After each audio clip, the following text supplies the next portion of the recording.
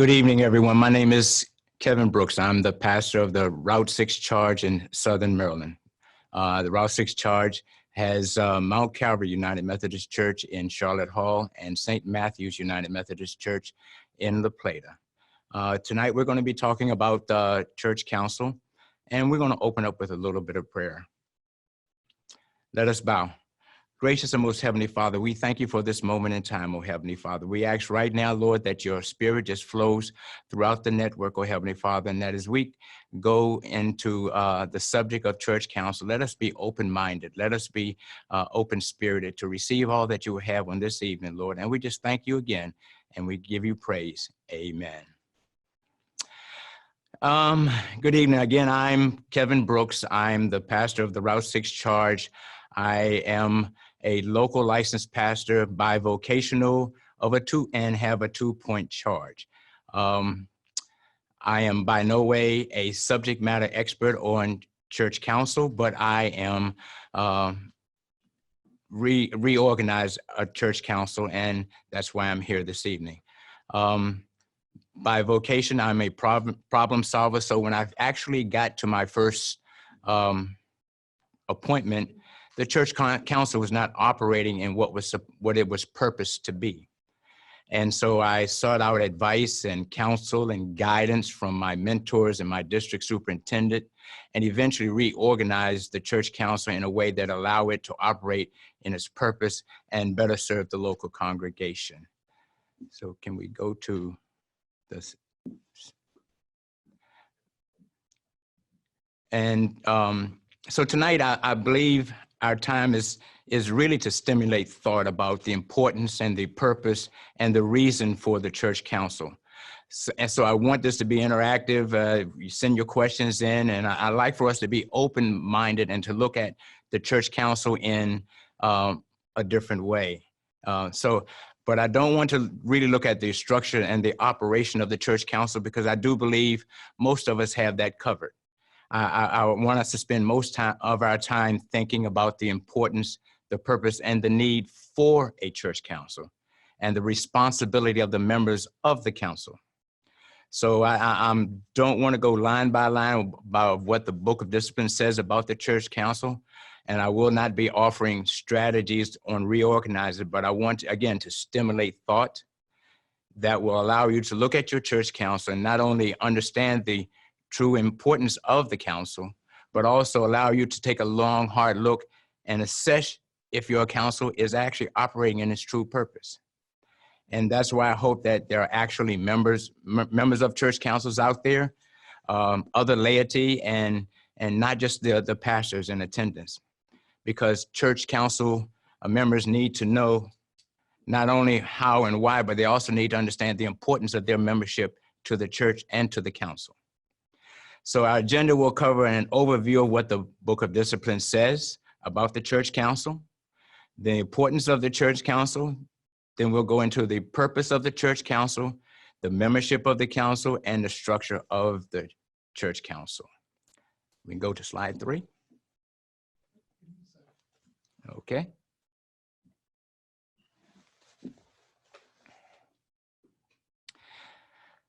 By the Book of Discipline, the church council is the executive governing agency of the local church. That's in paragraph 244. And the church council is a group of leaders who guide and further the ministry of the congregation.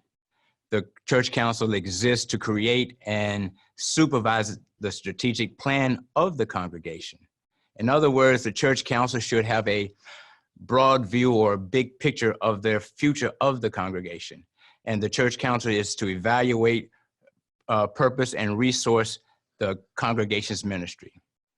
And if you look down, and in paragraph 243, it said, it gives us leeway as a body to reorganize ourselves.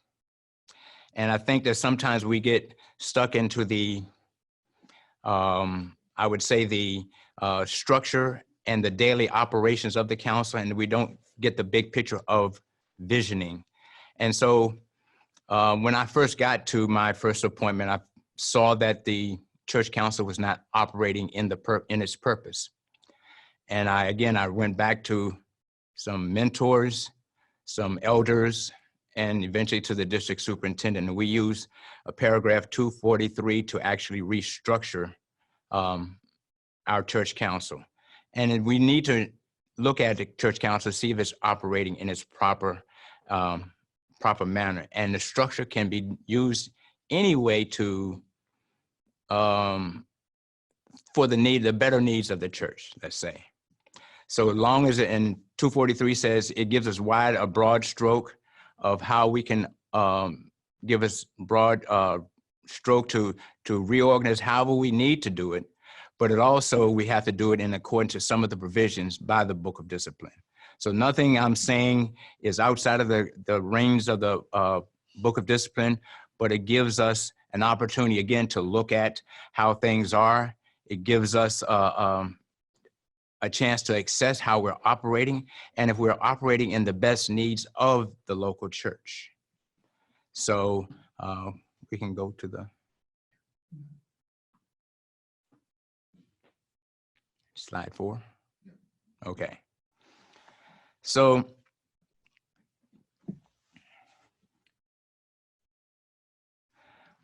in slide, when we talked about alternative structure, when you do reorganize, you should allow yourselves to have clear lines of authority so that everyone know who's in charge of what. Most of the time when you do a alternative reorganize, you do it to simplify decision-making and reporting so that the ministries of the church can move forward. It can also streamline the church's ability to do ministry by reducing obstacles. And it empowers laity to do the work of the church, and it empowers the pastor to attend to the work that he needs to do, the word, order, sacrament, service, pastoral visits. And when we reorganize, we allowed the church ministries to actually run themselves. We delegated authority, we gave them resources. And so each ministry had a chairperson as a single point of contact, which provided the accountability and consistency across the board. Again, it streamlined the ability and reduced obstacles. It reduced decision-making. When new ministries were birthed, it made it easier for them to navigate into the system and provide and give them the necessary resources available. And it simplified the interactions of the church council so that everything was not so predefined, but it gave everybody authority and delegated authority to do, as they said, as long as their ministry revolved around the mission and vision of the church. Slide 6. So the United Methodist Church is structured to be a laity-led, and that's really important is because we are a denomination of itinerancy. And because of itinerancy, the church council is the foundation on which the local church stands and operates. The church council envisions, it plans, it implements, and evaluates the effectiveness of a mission and the ministries of the local church under the leadership of the assigned pastoral leader. And I think that every member of the church council should understand their importance and why it's done this way. And I believe once we understand that, we'll start actually operating more effectively, because after I was assigned to my first assignment, I became ill. And because we had restructured the church council where the laity led most of the church, and because I also lived 45 minutes away, when I became sick, I was diagnosed, treated, and I am a cancer survivor. So but the 4 months and more that I was under treatment, the church council had been able to effectively run the church and also work towards the vision of the church. So being being structured so that we are laity-led, the importance of the church council to the local church is really tremendous. And we need to not see it so much as a job or title, but a spiritual endeavor. And so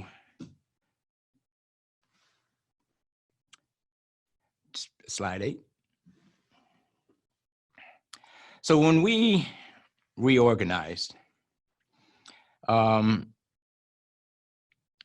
we reorganized to the 5 basic needs that are required by the Book of Discipline. We have the SPRC, finance, trustees, nominations, and there's one more. I can't think of it. But we reduced that, and plus the average, the ministries that we had.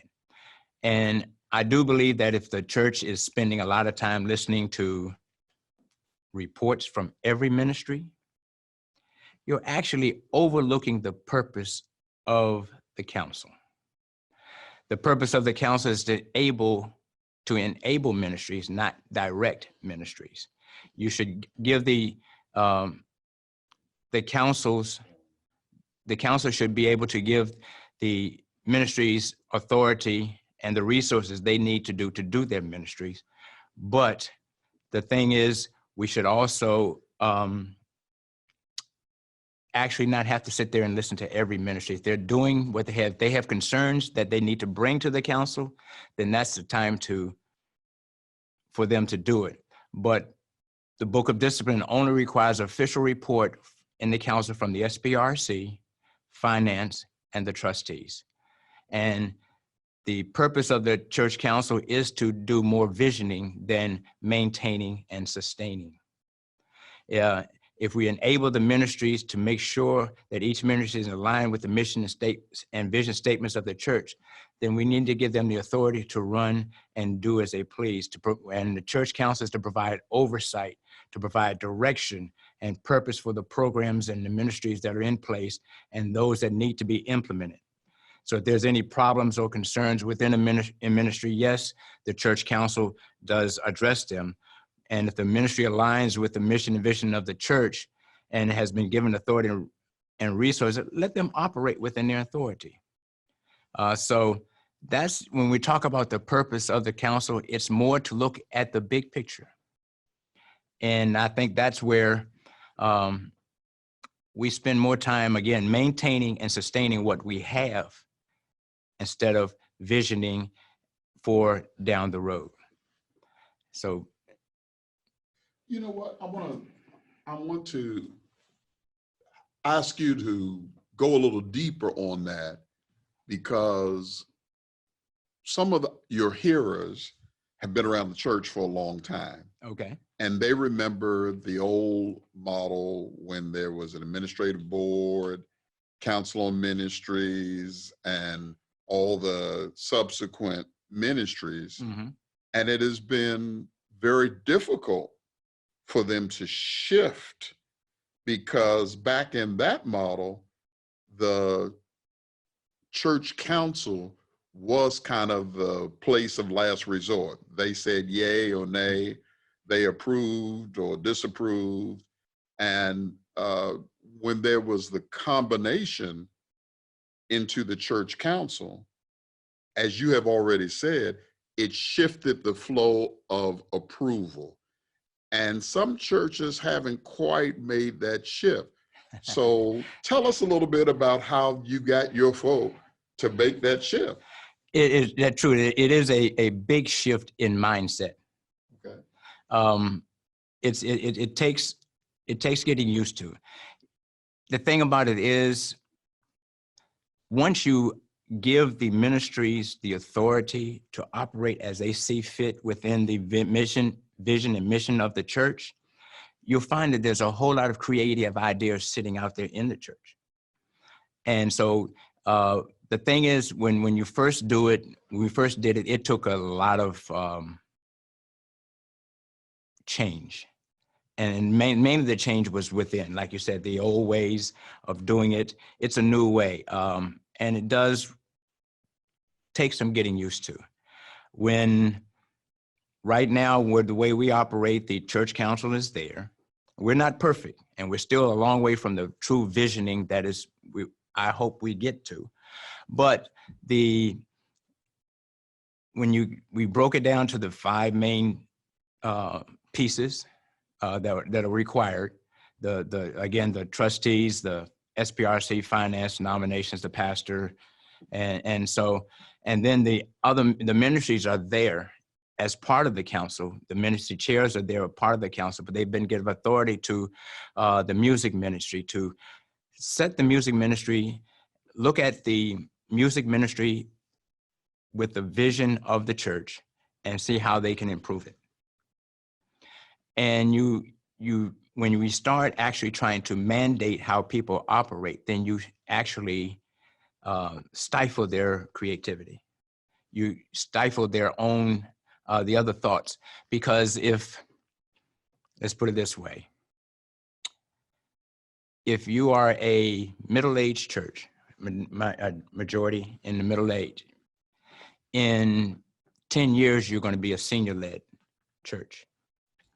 What happens, because that's the way you do it, and your majority senior-led, what happens when you have a group of young people start visiting?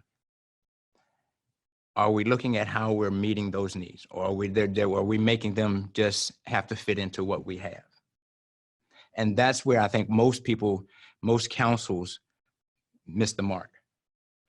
We're not looking farther enough down the line. We're more about maintaining and sustaining what we have instead of what's going to happen.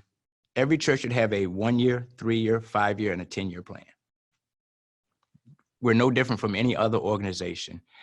If you think about it this way, turn to slide 9. We can talk about it. I think that everything in existence has a life cycle. Every organization, every product, the local church, and even us as human beings, we have a life cycle. We have a beginning and an end. And if you think back to Apple was founded in 1976, and all y'all Apple products around here, they produced computers for a few years, and then Apple went into a decline. Apple went away, and then they sort of disappeared, and then they reorganized, and they came back, and now they've just sort of taken over the world. Every electronic device that you own has a basically 18-month life cycle. Every 18 months, the new and improved version arrives, and in 5 years, what you currently own is going to be completely obsolete. Our ministries in our church, our local churches have life cycles. There is a birth, there is a development period, a growth period, there's a period of maturation. And at that point in time, we usually sit on our laurels. We've made it. And if the church council does not look at it in such a way, then we're going to start declining. The church council, if they're thinking far enough ahead, they will, once they get to that period of maturation, they'll start thinking about how to revitalize the church. The iPhone 11s just came out, but they were thinking about them 5 years ago. The church council need to look at what happens when we've got 20, 25 high schoolers. In 4 years, there's going to be a big shift because they're going to be going off to college. Are we going to be able to sustain? Is there youth after that? So when you start thinking about the mindset, you got to think about not just the everyday, the maintaining and sustaining what we have, but how are we going to meet the needs of the church 5 years down the road? What's the makeup or the look of the church going to be 3 years down the road? What if you went to a county planning, zoning meeting, and you found that there's a new development coming into your area in 3 to 5 years? Are you planning for that development, or are you going to wait until that development gets there? That's the purpose of the church council. That yes, you look at the maintenance and sustaining what you have, but you also look at the growth of the church. Where do we need to go? What do we need to change? Are we allowing the youth to actually participate in the service? Do we actually have an active youth ministry, or are we making them do what we did? So that's the mindset that's going to, the church council should take on. How do you get younger people involved in church council? Because, you know, a lot of churches, you have to be 99 years old before you can get on the council. Well, that's still the church. Every age group, every ministry needs to have a voice on the council. I used to be a youth minister at Westphalia. They walked in and demanded their space. They were bold enough to do it, but they should not have had to do that. We should see that they're there. We should not make them do what we want them to do. We should ask them what they want to do. You know, you'll find that again, they're creative. They have a creative mind. They're always thinking forward. They're the next generation that's going to be taking over. So we need to include them in the thought process. We need to include them in the governance of the church, because if they're the next generation that's going to be taking over, they also need to know their importance on the church council. They need to know how the church runs, so that when they, go away to school and come back, that they can still fit right in. And once you start allowing people to be a part of something, then you engage them spiritually, you engage them in a manner that they feel a part of it. But as long as they're on the outside looking in, then we don't have a true cohesiveness between them and us. And they'll feel like we're here, but am I a part of the local church? Many local churches have sacred cows, things that they hold on to from generation to generation to generation. And it's easier said than done. What have you as a pastor done to help the church council become good stewards of refreshing themselves in inviting people at all levels to be a part of that organization? It truly, again, it goes back to being, it's a true shift in thinking and operating. You have to turn around, and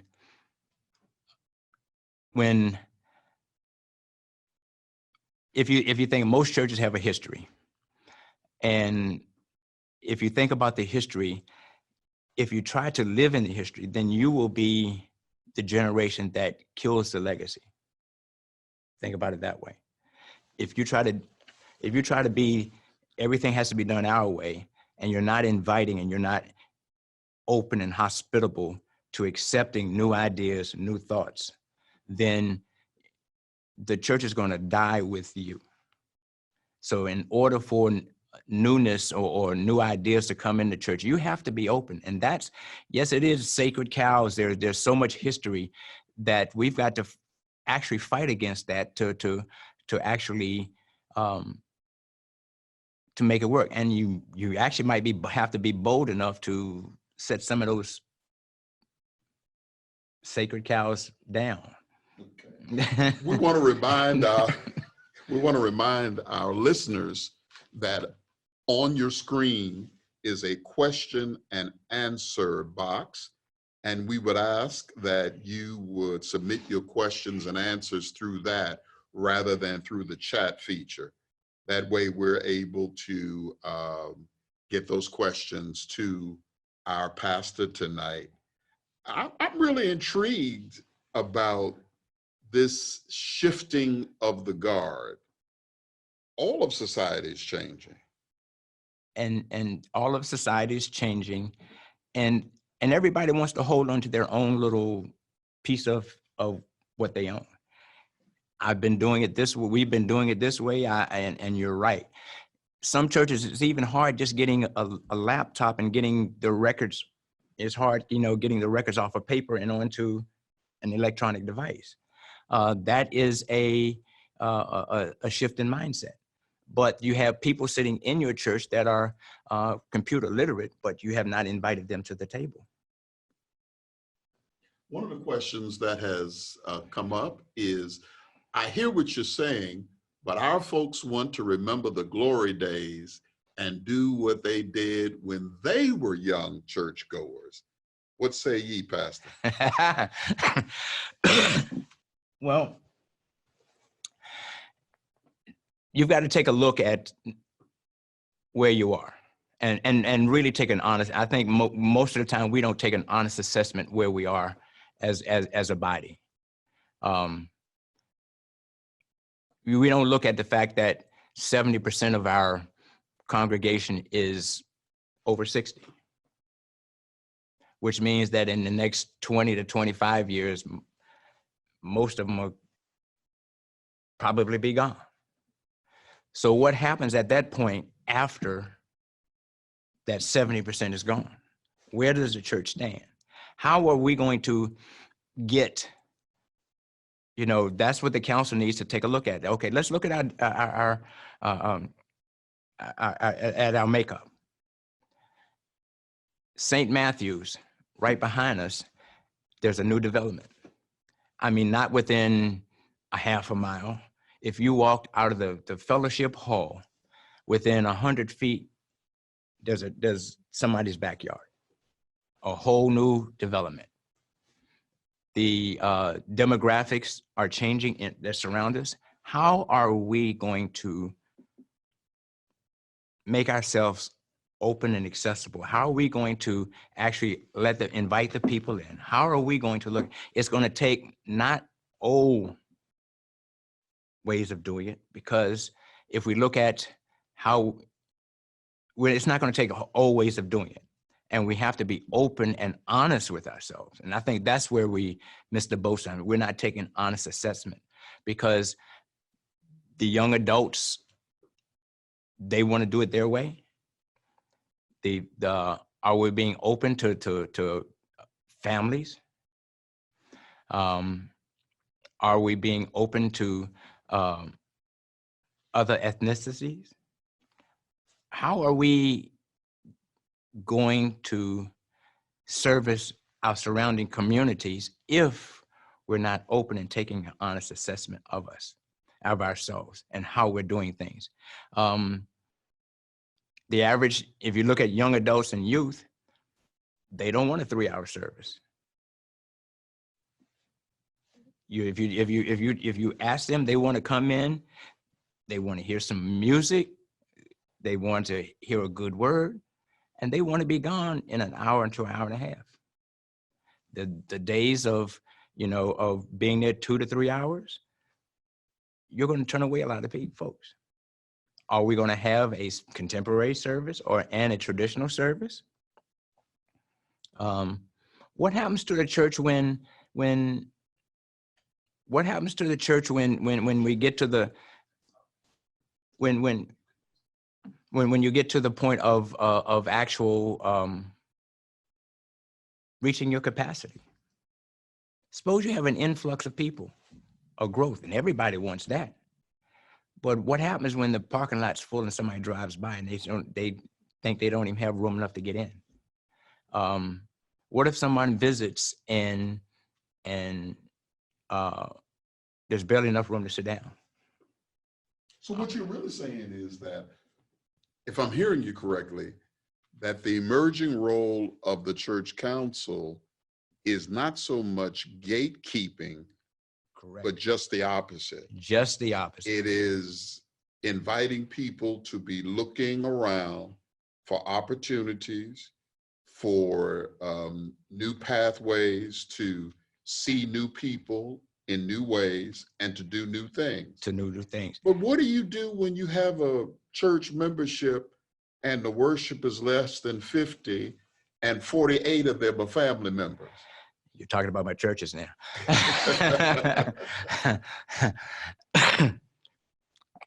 But I mean, you just got to fight the fight. Both my churches are family led. And the thing is, you've just got to continue fighting the fight that we can't look at it the way we used to look at it. Suppose you have, I can do a whole bunch of supposes, but suppose you have somebody who's not of the United Methodist tradition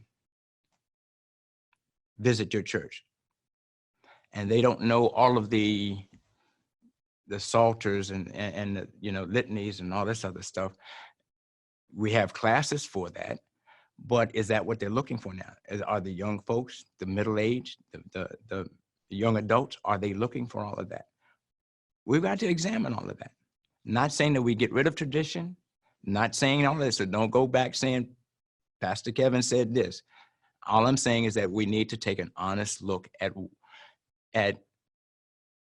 our community and what we can do to serve the people in the community. Okay, so one of our listeners says, well, how do you really address those hot button topics, specifically finances, with church elders who have served for a long time on the council and are used to doing it a certain way? And that's when the church council, in my situation, you just had to be strong enough to fight the fight, and you have to implement new ideas. And my thing with that is, with a new idea, doesn't mean it's going to be perfect at the end, the implementation of it. Okay. It doesn't have to be perfect at the implement, but let's try it. And if it doesn't work, then we can tweak it, or we can find another avenue to get it done. And that's where the openness of the church council. Are we open enough to try something new? And if it doesn't work, then let's look at why it didn't work. Can you give us an example?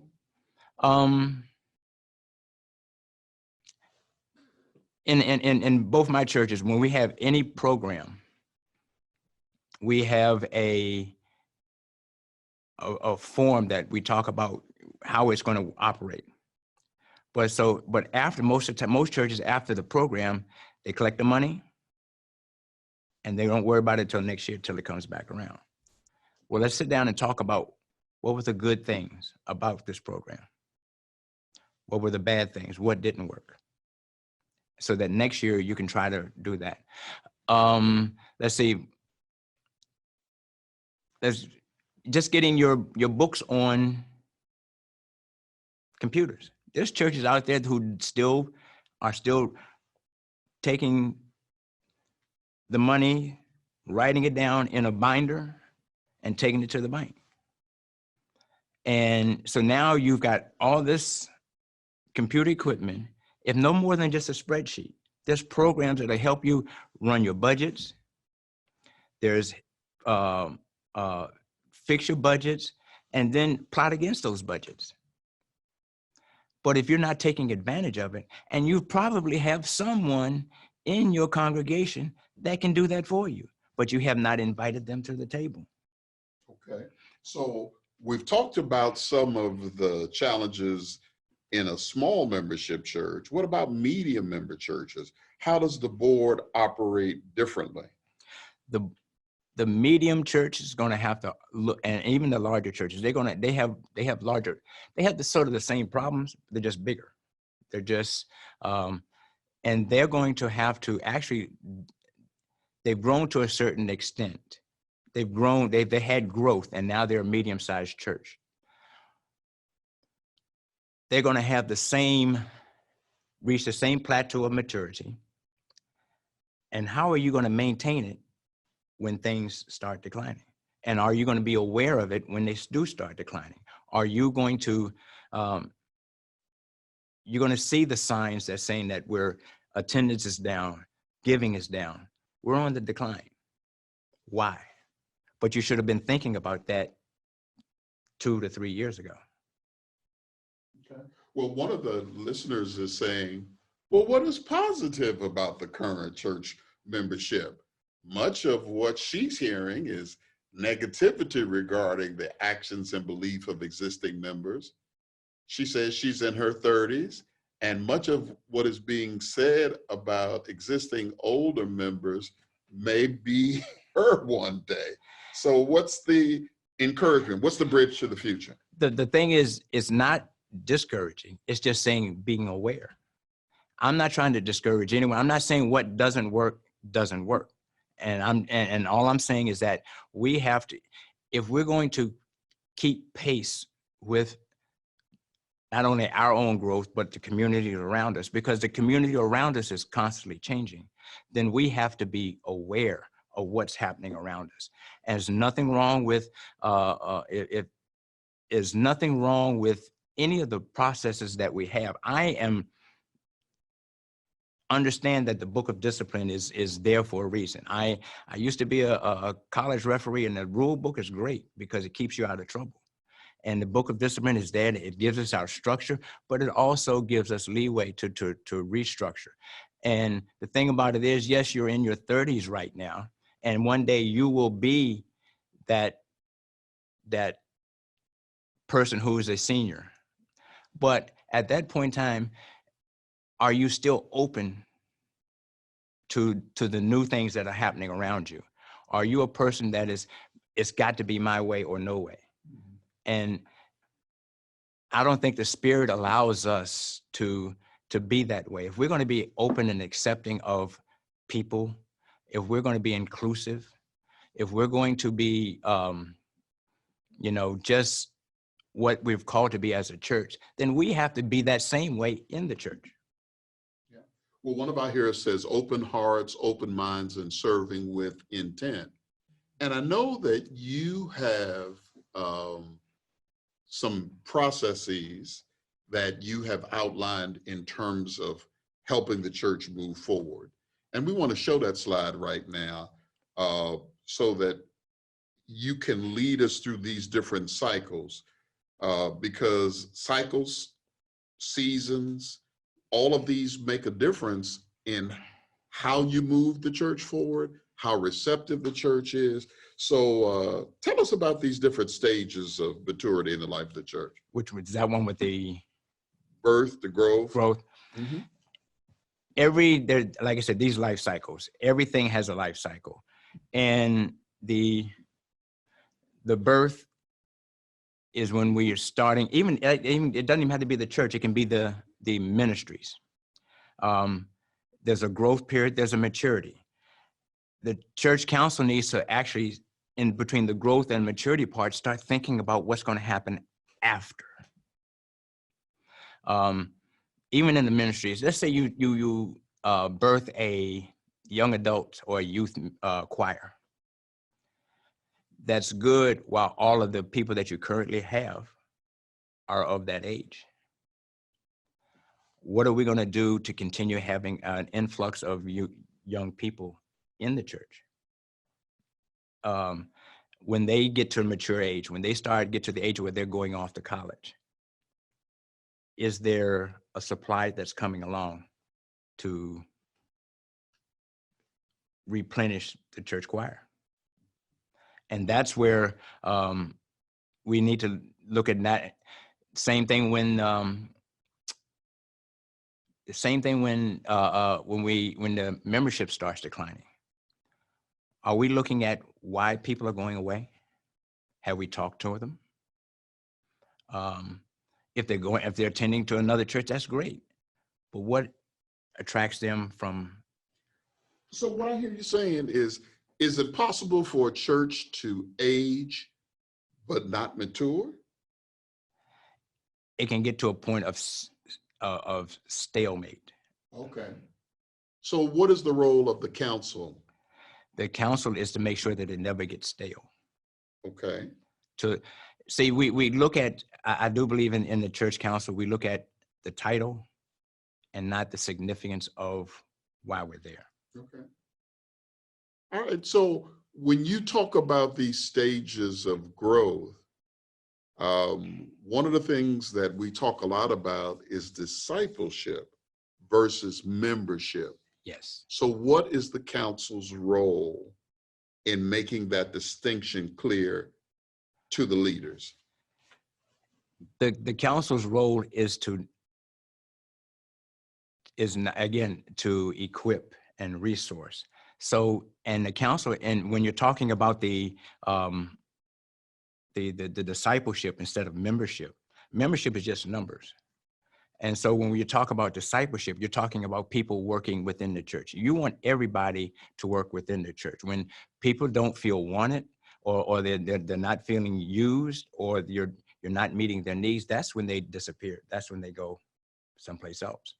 So the council is to look at, what are we doing to make people, are we engaging people? Are we giving people roles to do? Do we have the right people in the roles to do the job?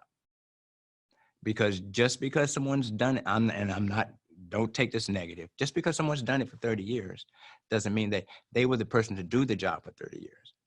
But there might be someone with the gifts and the talents and the spiritual aptitude to do it in a different way. Someone asked the question, how does a church function when there is no church council? Well, then first we got to develop a church council.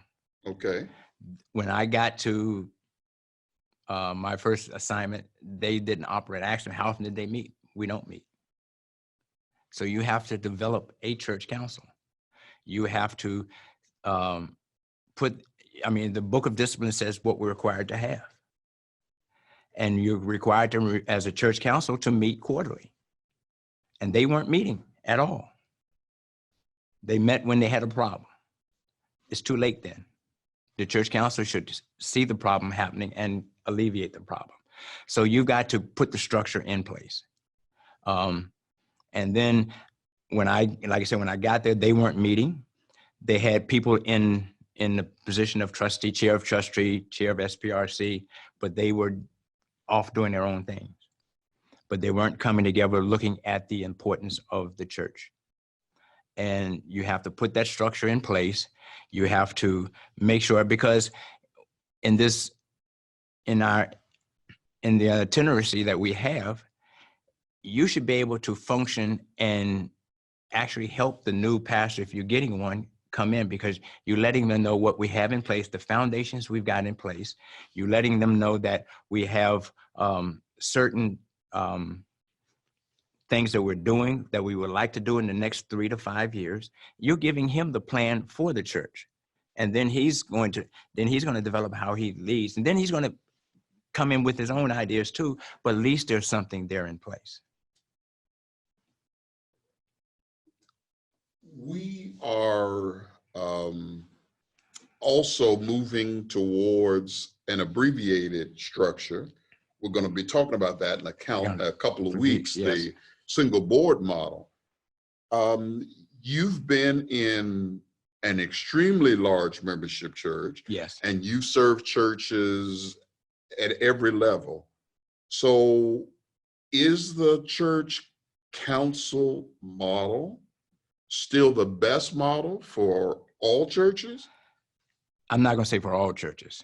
That's why paragraph 243 gives us the ability to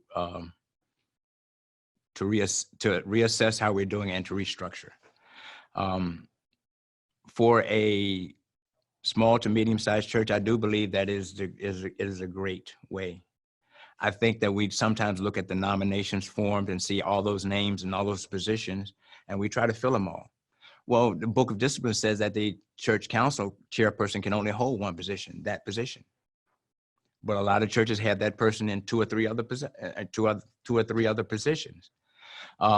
So we've got to not only talk about the, we got to develop it, but it's a good structure, but we got to see if it's working for your local church.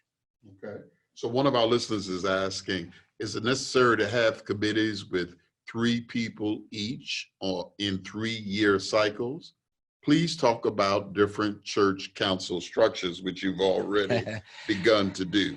Well, the thing about it is when we look at the nominations and the classes and all that other stuff, name me one other organization in this world where there's a complete change of guard. Okay. So when you're talking about the church council, there should never be a complete change of guard at any point in time. You should structure the classes so that maybe a third of them transition off and the other 2/3 stay on. And then in the next year, another third transitions off. And so you should structure, there should never be a complete transition of leadership, because other than that, you're starting all over again. Okay. So when we think about this again, I'm intrigued about how you have successfully moved people to align themselves with this discipline. So what other training are you doing as a pastor that is preparing people to move into these new structures? Well, first of all, you've got to, I think you got to really know your people. There's different, there's a spiritual gifts test that you can take, but there's also leadership tests that you can also take that you can see what type of leadership person that is and what their gifts are, their leadership gifts are. So me, I took the assessment, and I'm a conductor. I delegate, and which works great for me because I have a 2-point charge, a full-time job, and so I have to delegate. And I live 45 minutes away from either church. Right. So those assessments are things that we can offer and actually take. They're not expensive. Take the time, do the assessment, see who you have sitting out there. So where do people find the assessments? There's online. Gallup has one. That's the one I took. That's the one I'm going to offer to my, we're having a leadership retreat in January for both churches. And we're going to sit down and we're going to really, really start talking about aligning with this. Because I said, we've realigned, we're at a certain point, but we need to go further. And I think once you get the people online with that, you got to understand that change is always constant. This world is constantly changing. And we have to move with it. We have to change with it. There's nothing wrong with the structure in the book of discipline, but you've got to look and see how that structure works for you. Well, one of our audience members is asking, particularly as it relates to smaller churches, what about burnout? You know, and you've already addressed the fact that some members wear many hats. How do you prevent it? Well, you can't prevent it. You can prevent it. Let's put it that way. You, again, instead of trying to put people in every position, you got to understand which positions are really relevant to your church. We only have to have the 5 major ones, but after that, it's just the ministries that operate around it. So at that point in time, if a person walks up to you and says, look, I need a break, you got to give them a break. We have a transition at Mount Calvary of our council chairpersons because she says, I've done this long enough. And you've got to respect that. You can't beg them for one more year. You should not operate. And that gives you the opportunity to actually look at your congregation and see who else might fit into that role. Okay. Well, someone else is asking about the different demographics that you've talked about. They've heard you talk about youth church, family church, senior church. What is the difference between a youth church and a family church and their demographic? The youth church and the family church? The family churches are the young adults who have starting families. So if you think about it this way, they're mom and dad, maybe 1-2 kids get. So is your church meeting at a time that's convenient for mom to get up, get the kids together, get them there? Is your church at the length of the service cognizant of the point, cognizant of the fact that kids get restless? Or do you have a children's church that they can go to, that they can have activities and learn, like a Sunday school or something like? Have you taken that into consideration? Young adult, youth are electronically relevant nowadays. Are you engaging them in the video or the audio part? That could be a job for them if they start learning in the church. Are you engaging them into the, or are you just making them stand at the door and be ushers? Have you asked? The biggest thing I think we have with our youth is the fact we don't ask them what they want to do. We don't ask them about how they feel about the church. They're there, but what else can we do to help you? What else can we do to help you grow? And that's the honest assessment that the council need to take a look at. Good. One of our listeners is saying, can the annual conference compile and make available a list of some survey resources for determining a person's leadership ability and or character, and how can the conference help them assess them?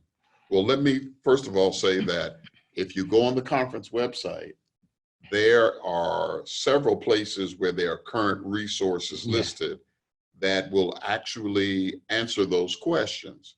But as the Director of Leadership and Congregational Development, let me also direct you more specifically to the Board of Discipleship, UN Ministries, and as you have mentioned, there are several other parachurch organizations out there that have surveys and do those things very, very well.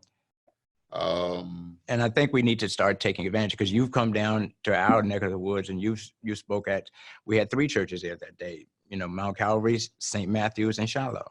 Right. And so it was a beginning point, and I think we need to take advantage of the resources that are provided to us, because sometimes it just needs to be heard from someone else to just strike a chord. Right. Well, the denomination is having a lot of discussions about the future. So when you think about the role of the church council moving forward, what do you think are going to be the 3 most important things that church councils need to keep in mind? We want to separate the church from being different. The church is different from every other organization because we're a spiritual bound organization, but we're still an organization. Every organization has a board of directors or some sort of governing body that not only looks at the current state of the church, but the future state of that organization. And I think the mindset of us is we need to actually not mimic, but we need to start thinking more about the future state. And it's really a mindset. We want to know how much money we got in the bank. We want to know what the trustees spent. We want to know what the bills are, but a year down the line, what is our next big thing? What are we trying to do? Where do we want to be a year from now? Do we want to be in the same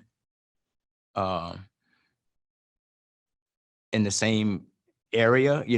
Are we still trying to sustain what we have, or what can? At that point, if you're trying to sustain, let's stop talking about sustaining, but what's going to bring us growth? So what is the specific role of the church council in that? The church council is the governing body. Okay. They're the governing body, and they need to, as a council, we need to look at what's happening, where we want to be. If we get to that age of maturity or that level of maturity, there has to be a downward movement. You want at some point on that downward movement to have a revival to bring things back up. The church council is to think of that revival. What are we going to do to revive us back to that level or above that level? Okay. So again, you are an experienced pastor. You also, you said you're bivocational, so you still have a pretty involved life around cutting edge leadership disciplines and helping people do visioning and help people think about the future. How do we, as members of a local church, move beyond the status quo? And how does the church council communicate that in a collaborative way to the rest of the membership? That's the important part, is communicating it to the rest of the, you have to realize that we're operating in status quo first. Okay. I'm not going to say, some churches just don't want to admit that this is the way we've been doing it. They like saying it, but they don't admit that it's actually happening. Okay. We've done it this way. I don't like hearing that, and just because we've done it that way, it might be good, but in doing that way, is it going to advance us or is it going to keep us where we are? And eventually, somewhere in that life cycle, keeping us where we are is going to put us in a decline. And so that's where, and you got to explain to the congregation that we need to look at it, who we truly are and how and are we going to accept where we are, or are we going to try to do things different? Okay.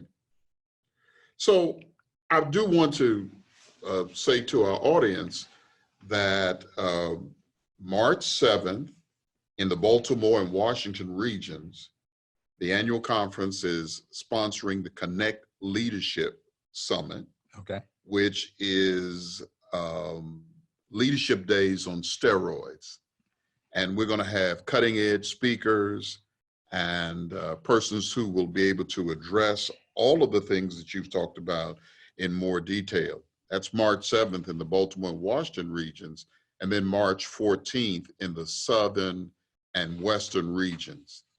And in just a couple of weeks, that information will be ready for people to select workshops and to see the exciting things that will be built on that are the questions that people are asking all over the annual conference. So I want to turn the table on you a little bit. Okay. If you were given 12 people and the annual conference said, Reverend, I want you to go out and start a new faith community. Okay. What would that look like?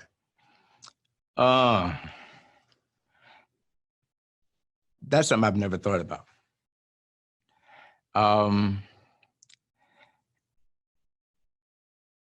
A new faith community in anywhere, any place? I guess any place. You get 12 people. Get 12 people? And do I get to pick the 12 people? You do. Okay. If I was to pick 12 people, there would be someone who is there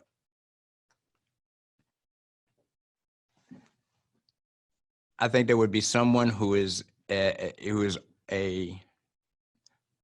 all of them would have leadership skills. there would be music. There would be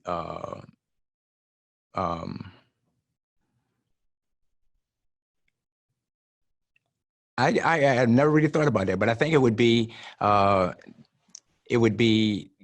be honest with you, it would probably be geared towards the young adults and youth. Okay. And that's because I have a thing in my heart for young adults and youth. I still think I'm youthful, even though I'm not. But, you know, it's just the fact that I had when I was youth pastor, I think that was the most fulfilling at that point in time I have ever been. And that actually changed my walk. And so it would be geared towards them. It would be, and it would probably it would probably be sort of informal in structure, with lessons and everything. But because I think the informal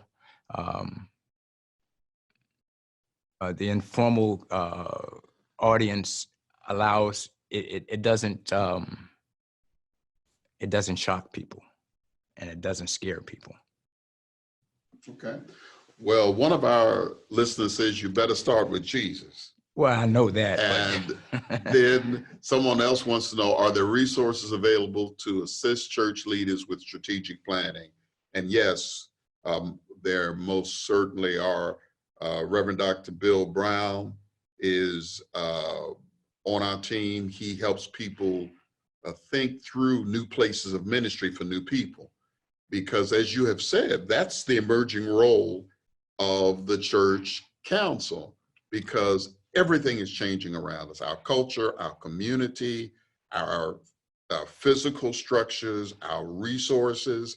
So our church councils are going to have to start thinking more about innovation, collaboration, and partnerships. Yeah, and if you go to slide 13, you know, as I said before, then we should not think of church council as a job or as a title. Mm-hmm.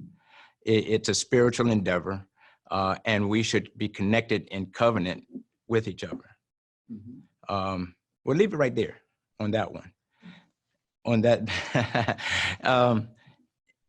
the vision and mission of the church is very central to how not only the church council, or as we call it, the leadership council operates, but all the ministries and even the pastor. And so everything within the local church revolves around the mission and vision of the church. So if a ministry is not operating around the vision and mission of the church, then we need to assess its viability. The leadership council doesn't do anything unless it's around and also the congregation needs to know the mission and the vision of the church. And that's through the leadership council and the pastor. That message is passed out. This is who we are. This is how we operate. And you can have, if you're going to come to me with we want to birth a new ministry, you have to tell me how it fits around our vision and our mission. And just because you want to have it, it doesn't really fit in the framework of where we are and who we are. Can we make it fit in there? Or should we have to make it fit in? It should come, if you know the mission and vision of the church, then you should come prepared to make that argument. You've talked a lot about vision and mission tonight. Where does it come from?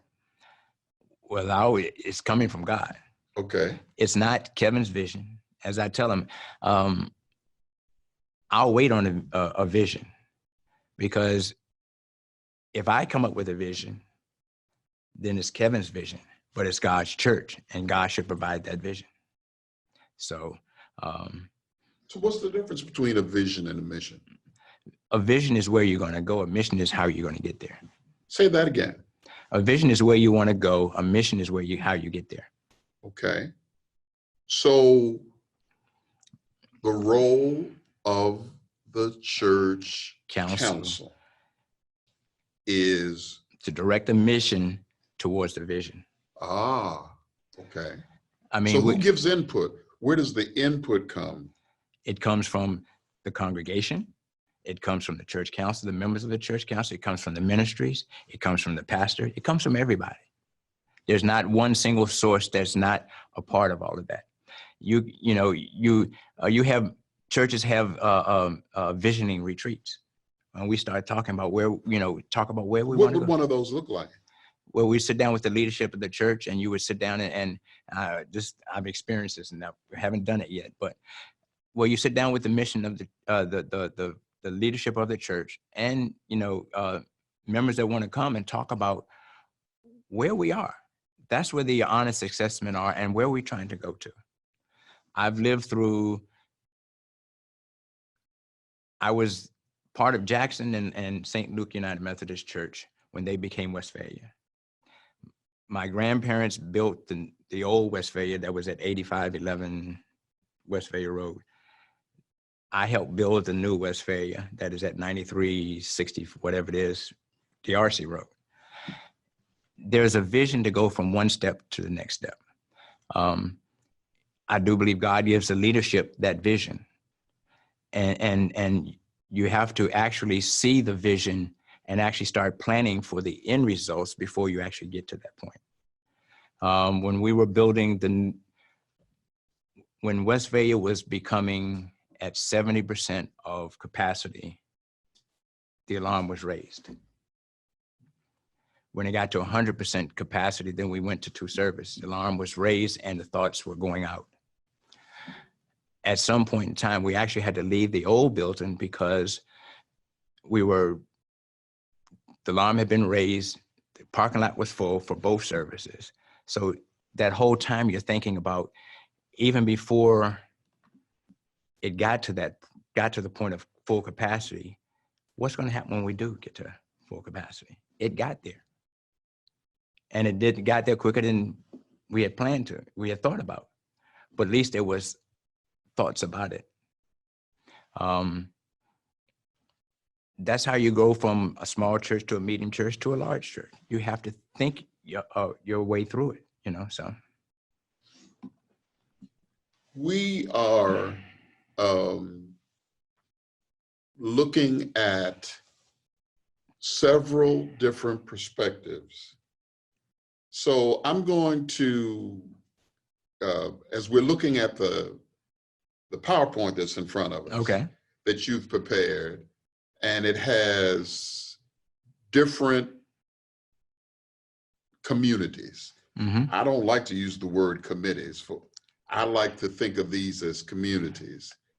Can you just give us a clear and concise statement about how these individual communities work together to form an effective church council? I like the word you use, community. Okay. Because I think when we look at any structure, we always think of it as being linear or hierarchical, or whatever that word is. But I think that in that diagram, that it is more relational. Okay. That there has to be a cohesiveness between all of them to make it work. The leadership or church council is in the middle, but no other community is more than one person or one step away from, or one connection away from someone else. Okay. So I think when we start operating more in a relational between not only the leadership or church council, we start actually operating now, because if you've given them the resources they need, you've given them the authority to go and do their ministry, then we're having a program, and the budget has already been approved by the leadership council. The date has been approved. Why do we have to come back through the leadership council for any other changes? Music ministry should be able to talk to whoever the chairperson of that program is. The chairperson should be able to talk directly to hospitality. The chairperson should be able to talk directly to finance. Finance can, talk directly back to that chairperson if something comes up or anything like that. But if you're giving them the authority, you're giving them the resources, now let them do what we don't have to micromanage. So you're talking more collaboration and partnership than you are control. Control. You've given them control. And I know that now we go back to history where where we've done it this way and we've always watched everything. To be honest with you, if you're sitting in a meeting and you're spending majority of your meeting listening to every ministry's report, you're not fulfilling the purpose of the council. Okay. Well, sometimes people don't think that the finance committee is a spiritual part of the council. It is. It is? It is. How? Because giving is a spiritual thing. Okay. I can preach all day long on giving, but you got to feel it here in order to do your tithing. Okay. You should either be tithing or striving to tithe. And that's a spiritual thing. That's a spiritual walk. And so finances, once we put it in the church, it's no longer ours.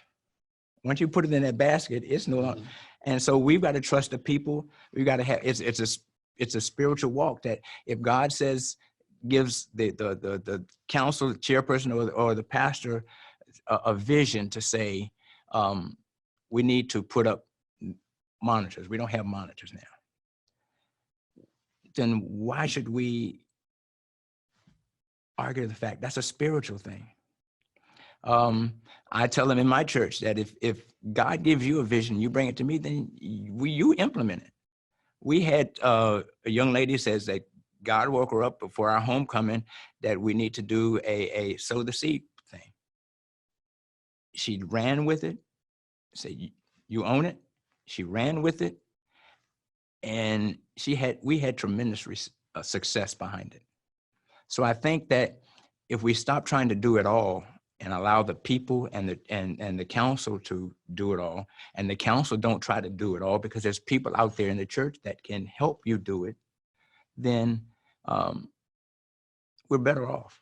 And it's interesting you say that because one of our listeners is asking, can you explain the ministry chairperson as opposed to the entire community?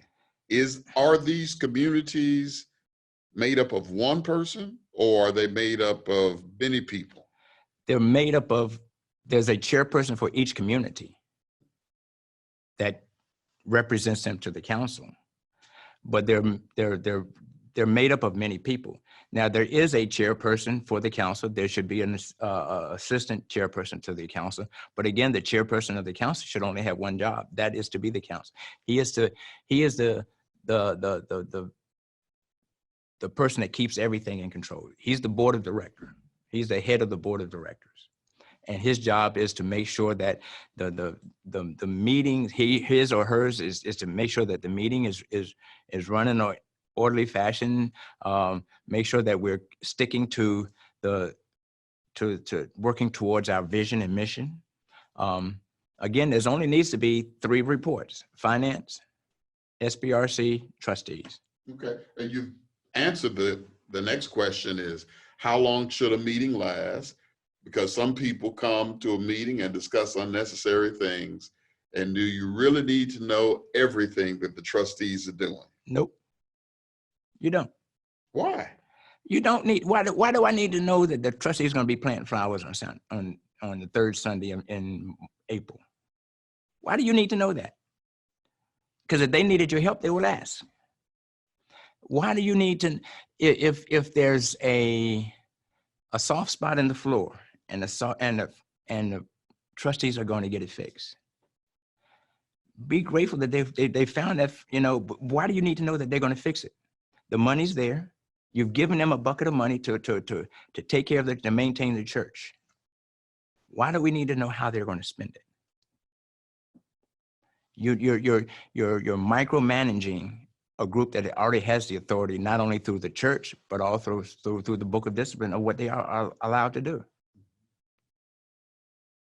Good. You know, sometimes I wonder if language gets in our way. I think a much easier term is the term steward. And so that we don't get hung up on titles and positions, but that we all understand that everything that we're asked to do in the church, we're asked to do as a trust. And be it the Staff Parish Relations Committee or nominations, finance, trustees, or the church council, all of those things are entrusted to us as stewards of God's resources in our lives. And that is true. But how does a pastor get that culture in the life of a church? It is just through constant teaching. There has to be a mindset change, a spiritual change. When we look at, it says, you know, I said that it's a spiritual endeavor. When you start really thinking about, I'm doing this for the betterment of the church and to make the church better, then that changes it from being a job to something that you really want to do. And that's why I say sometimes we've got to look at who we have in positions, because some people see it as a job and some people see it as something that this is what I've been called to do. Because one of our listeners says, this is a pastor, and he says, I've helped my chairs of the communities to talk more about what they are going to do instead of telling me what they have already done. Yep. Most of us already know what has been done. We need to hear more about what's on the horizon. And that's it. Just like in our lives, we're always trying to improve our lives. And when you hold a position in the church, you should have that is your lifeline. You should be saying, trying to, how can I improve? Music ministry. If you come and you sing the same song Sunday after Sunday after Sunday, are you improving yourself? And eventually the people in the congregation might get tired of hearing those songs and might go somewhere else where they're singing a different song. So are we learning new songs? Are we, how are we improving our ministry? And how is the council how are we improving the life of the church? Well, some of the questions that are coming forth now are interesting. They're getting into the nitty gritty. Reference trustees. Sometimes they don't tell you what is going on. Like they don't tell you we're getting a new roof, or they don't tell you that there's going to be a funeral and it's not announced so that people know. Is that really a trustee issue? That's a communication issue. So throughout the whole body. Say more about that, Pastor. Communication is key in everything that we do. It's like you put it in the program and they don't read the program, but communications is key, and if there's a funeral, but you were scheduled to do something there, I mean, why can't we be open enough and free enough to say, okay, I'll do it another time? Just because you had to do it every Tuesday at 2:00 and there's a funeral now, let's not be upset. Let's be flexible enough to understand that we're still doing God's work and that we all have to be open and to change, and also be flexible enough to move what we've done forever in a different direction. So I think that, like I said, the word is, sometimes I like the word community, because all of them are communities working in communities. And we need to get away from a linear type of hierarchy to a more relational. And in that relation, I think that we find out that we have people that we're not using. We have some people in the wrong place. And just because you're no longer, we found someone else to do what you're doing here now, does not mean that you're still not valuable to the family. It just means that we just need your strengths someplace else. Absolutely. Over the years, as a pastor, one of the things that I have learned is this phrase: who will do this with me? And not so much as whose job is it? Is it this committee or that committee? But who will do this with me? As you continue to innovate and create new opportunities for people to serve, in these last 10 minutes of our time together, what are the 4 or 5 things that you think will really help the church council be more effective in the days ahead? First of all, understand that you're there for the betterment of God's community. And I think that is the main thing. And then also understand that again, it's not a position, it's not a title, and that you're the governing body, you're the foundation for that church. Suppose your pastor gets reassigned. Now, are you going to wait till the new pastor come in to set the foundation? No, that foundation should already be there. You should be able to say at his first council meeting, you ought to say, this is where we are. This is who we are, and this is where we are. And if you can't do that, then you need to try to decide. You need to start discerning who you are and where you are. And then again, make everything relational. Don't micromanage the ministry. You give them the resources, you give them the support they need, but don't micromanage them, because then when you start micromanaging, you're forcing them to fit into your box. And sometimes when you try, there's more space for creativity when you allow the box to be open. Okay. So the reality is that we have some attitudes, temperaments, boundaries. We have people who misappropriate their role and position. So, Pastor, how do you navigate all of this stuff? What is the role of the church council in helping people move through all of that stuff? Actually, the church council should be the center of it all, because too often we make the pastor the center of all of that. And if the church council took it off of his plate and stood in that role, there's lines of demarcation between every one of those communities. And when people start going over those boundaries, then it's up to the church council to say, no, that is for hospitality to do. That's for just like in our churches, when you are the chairperson of an event, you have the ability to go each and every one. And if you go to finance and they saying, well, no, you need to go talk to hospitality about that, because first you got to get the menu together and they'll provide all of that. So you've got to let people go and stop trying to. But if the church council was to deal with the attitudes, the history,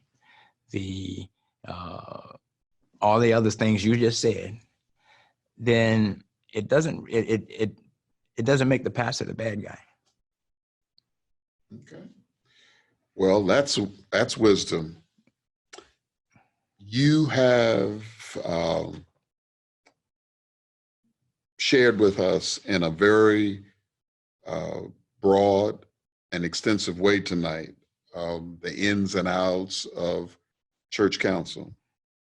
You have been an active layperson in local church, and then you became a pastor. What's the difference? I got to do a sermon every Sunday.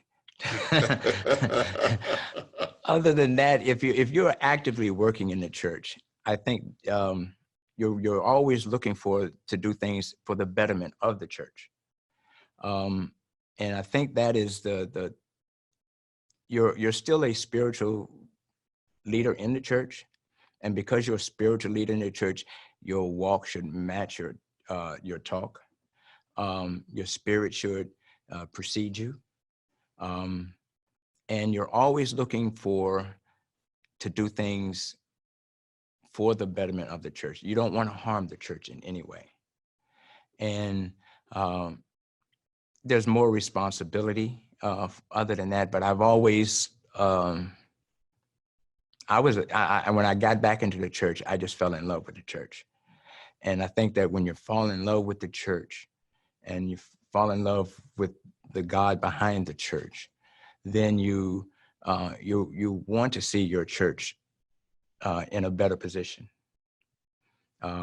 You want, you don't want the confusion. You don't want the headaches. You want all of that. You really just want the church to operate and be the church. And sometimes, just like anything else, there's going to be people that likes to deal with the drama, that likes to bring the drama and confusion, and you identify them. What do you do with them? You try to change their spirit. You to lead and guide them in a way that, okay, what you're doing is not helping. Let's be more productive about it. Let's you have some good ideas, but behind those good ideas comes everything else with it. Let's just work on the ideas and be open to criticism, open to someone altering your idea, because we might have an idea, but we might not have everything worked out about that. And so you got to be open to accepting what other people bring to the table, especially if you put it out there for everyone to be a part of. Okay. Well, we have about 2 or 3 minutes. So my last question is about celebration. I know that you are committed to saying thank you and job well done, and grateful for your participation. I've seen you do these things in your work as a pastor. Why is celebration when things go well so important to you? Because I can't do without them. And I don't do all the work. The congregations do the work, and I need to celebrate them, to let them know that I appreciate them. I appreciate the way that they love on my family and myself. I appreciate the way that they care for us. I'm their pastor, and they let people know that I'm their pastor. So, I mean, I've got to, that's something I don't think I can ever really live up to. Never, I not say not live up to, but that's something that if people are going to hold me in that esteem and say it with pride, then I've got to let them know when they're doing a good job and when they're helping me and that when they're loving on me, because I couldn't be who I am without them, without their love and their commitment and their, so when they do well, it brings me joy. I do it all the time. It's just something that's a part of me because we're in this together. This is not Kevin's church. Neither one of them are Kevin's. It's God's church, but we're doing what God has led us to do. So I'm right there with them. We have church cleanup day, I'm there. When we choir rehearsal, I'm there sometime. I sing a song every now and then, and it's just, I want to be as much as part of involved in the daily goings on as they do, but I've got to let them know how much I appreciate the work that they're doing to go where God wants us to go. Wonderful, wonderful. We have 1 minute, your closing remarks and prayer, please, sir. Understand, this was not I hope nobody really took it as negative. It was just to stimulate thought. The church council is a very important job in the life of the church because of our itinerancy. And I just hope and pray that you take an honest assessment of where you are and who you are. And I think that leads to the church council understanding their purpose and their importance. And so just stimulate, always be able to ask the question, why? And can we do it better? And if it's not, and if you try it, want something and it doesn't work, then let's take an honest assessment as to why it didn't work. Do we need to tweak it, or do we need to put it on the shelf? And you might have to just put it on the shelf just for a little while and bring it back off the shelf. But just because it didn't work this time doesn't mean it's not going to work 6 months, a year down the road. So let's just be open to all ideas. There's plenty of people sitting in your congregations that have ideas. There's plenty of people sitting in your congregation that have the talents and gifts to do some of the jobs within the church. Let's just be open to accepting and inviting everybody to the table. Thank you, sir. We appreciate you so much. Oh, thank you. Thank you for the opportunity. But let's just close out in prayer. All right. Gracious God, we thank you for this time that you have allowed us to have on this evening, Lord. Lord, stimulate our minds, stimulate our spirits, stimulate our hearts to do the work of the church. And let us not be about us, Lord, but be all about you, because in the end, you get all the glory and honor. Oh, Heavenly Father, we just thank you right now for all that were on the line. And Lord, we just thank you for always being on the line. So Heavenly Father, we just thank you and we praise you and we give you all the glory and we say amen.